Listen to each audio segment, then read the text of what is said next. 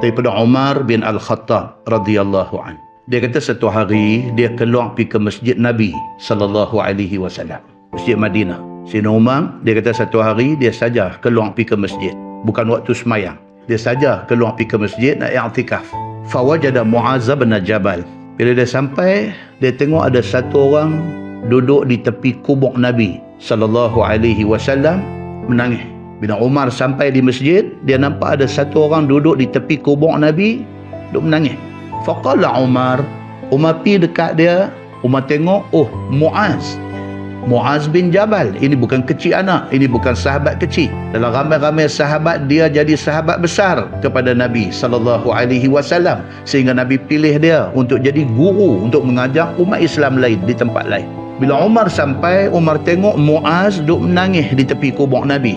Umar kata dekat dia, ma yubkik. Umar kata, wahai Mu'az, pasal apa menangis ni?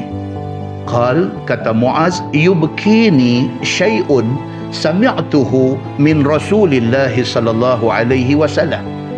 Dia kata aku menangis ni kerana aku teringat benda yang aku dengar daripada Nabi sallallahu alaihi wasallam.